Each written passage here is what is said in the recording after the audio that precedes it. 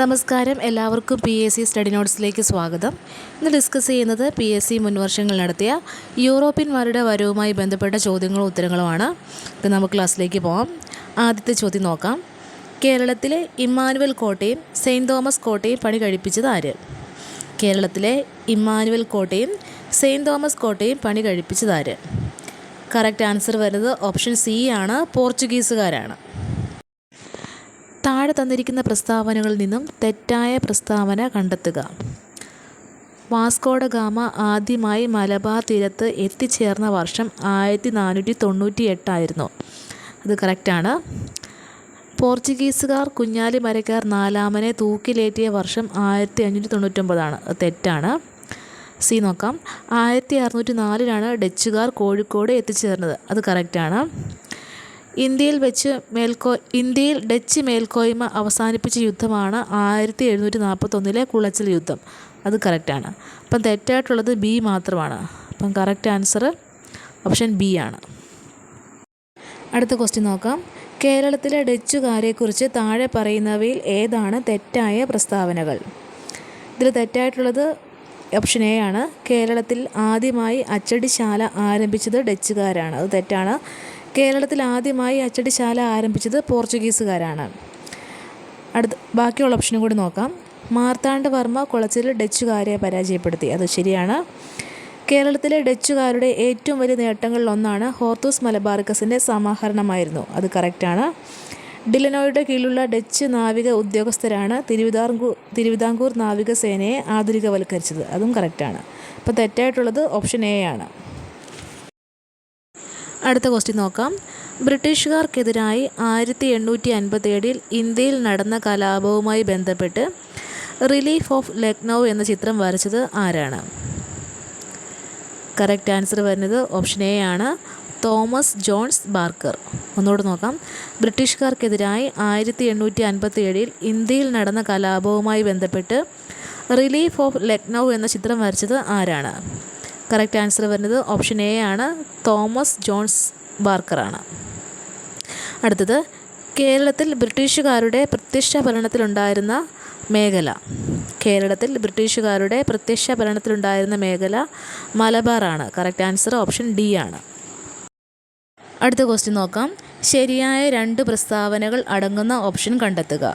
ഇതിൽ ശരിയായിട്ടുള്ളത് എയും ഡിയും ആണ്. അപ്പം കറക്റ്റ് ആൻസർ ഓപ്ഷൻ ഡി ആണ്. നമുക്ക് ഓപ്ഷൻസ് നോക്കാം. മലയാളത്തിൽ ആദ്യമായി അച്ചടിച്ച സംക്ഷേപ വേദാർത്ഥം പ്രകാശനം ചെയ്ത വർഷം 1772 അത് കറക്റ്റാണ്. സെക്കൻഡ് നോക്കാം. ഹെർമൻ ഗുണ്ടട്ട് 1845 പ്രസിദ്ധീകരിച്ച മലയാളം പത്രങ്ങളാണ് രാജ്യസമാചാരം, പശ്ചിമോദയം എന്നിവ അത് തെറ്റാണ്. 1847 വർഷം വരുന്നത്. അടുത്തത് ചർച്ച് മിഷൻ സൊസൈറ്റി 1812 കോട്ടയത്ത് ഒരു കോളേജും സെമിനാരിയും സ്ഥാപിച്ചു അതും തെറ്റാണ്. 1815 അടുത്തത് ബാസൽ ഇവാഞ്ചലിക്കൽ മിഷൻ കണ്ണൂരിലെ ഭരണശ്ശേരിയിൽ ഇംഗ്ലീഷ് സ്കൂൾ സ്ഥാപിച്ച വർഷം 1841 അത് കറക്റ്റാണ്. ഓപ്ഷൻ ഡി ആണ് കറക്റ്റ് ആൻസർ വരുന്നത്. അടുത്ത ക്വസ്റ്റ്യൻ നോക്കാം. താഴെ തന്നിരിക്കുന്നവയിൽ കേരള പോർച്ചുഗീസ് ബന്ധങ്ങളെ സംബന്ധിച്ചുള്ള ശരിയായ പ്രസ്താവനകൾ ഏതെല്ലാം? ആദ്യത്തെ നോക്കാം. 1498 മെയ് മാസത്തിൽ വാസ്കോഡ ഗാമ കോഴിക്കോടെത്തി ശരിയാണ്. 1500 പെട്രോ അൽവാരസ് കബ്രാളിൻ്റെ നേതൃത്വത്തിൽ 2ാം പോർച്ചുഗീസ് സംഘം കേരളത്തിലെത്തി അത് കറക്റ്റാണ്. 1502 വാസ്കോഡ ഗാമ 2ാം തവണ കേരളത്തിലെത്തി കറക്റ്റാണ്. പോർച്ചുഗീസുകാർ കേരളം വിടുന്നതുവരെ കോലത്തിരിമാരുമായി അവർക്ക് സ്ഥിരവും തുടർച്ചയുള്ളതുമായ സൗഹൃദമാണ് ഉണ്ടായിരുന്നത് ഇതും കറക്റ്റാണ്. അപ്പോൾ ഓപ്ഷൻ ഡി ആണ് ശരി. എല്ലാ പ്രസ്താവനകളും ശരിയാണ്. അടുത്ത ക്വസ്റ്റ്യൻ നോക്കാം. കേരളത്തിലേക്കുള്ള യൂറോപ്യന്മാരുടെ വരവിനെക്കുറിച്ച് താഴെ പറയുന്ന പ്രസ്താവനകളിൽ ഏതാണ് ശരി? ശരിയായിട്ടുള്ള പ്രസ്താവനകൾ 2ഉം 3ഉമാണ്. അപ്പം കറക്റ്റ് ആൻസർ ഓപ്ഷൻ ബി ആണ്. ശരിയായിട്ടുള്ള ഓപ്ഷൻസ് നോക്കാം. ഡച്ചുകാർ സമാഹരിച്ച് ആംസ്റ്റർഡാമിൽ പ്രസിദ്ധീകരിച്ച കേരളത്തിലെ 740-ലധികം സസ്യങ്ങളുടെ 12 വാല്യങ്ങളുള്ള വിജ്ഞാനകോശമാണ് ഹോർത്തൂസ് മലബാറിക്കസ് അത് ശരിയാണ്.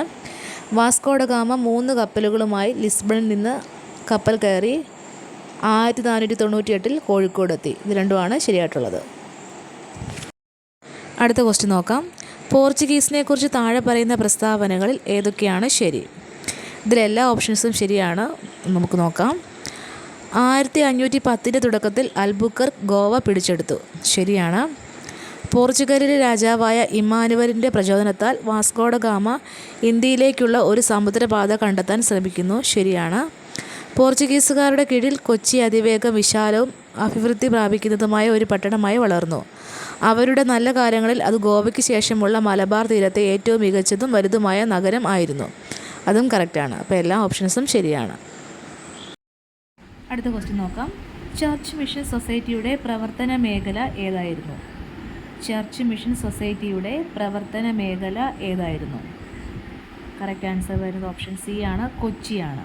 ചർച്ച് മിഷൻ സൊസൈറ്റിയുടെ പ്രവർത്തന മേഖല കൊച്ചിയാണ്. അടുത്ത ക്വസ്റ്റ്യൻ. വാസ്കോഡ ഗാമ ആദ്യമായി കോഴിക്കോട്ടെത്തിയ വർഷം? വാസ്കോഡ ഗാമ ആദ്യമായി കോഴിക്കോട്ടെത്തിയ വർഷം? കറക്റ്റ് ആൻസർ ഓപ്ഷൻ ബി ആണ്, 1498. ക്വസ്റ്റ്യൻ. കുളച്ചൽ യുദ്ധം നടന്നത് ആരൊക്കെ തമ്മിലാണ്? കുളച്ചൽ യുദ്ധം നടന്നത് ആരൊക്കെ തമ്മിലാണ്? കറക്റ്റ് ആൻസർ ഓപ്ഷൻ എ ആണ്, മാർത്താണ്ഡവർമ്മയും ഡച്ചുകാരും തമ്മിലാണ്. കുളച്ചൽ യുദ്ധം നടന്നത് മാർത്താണ്ഡവർമ്മയും ഡച്ചുകാരും തമ്മിലാണ്.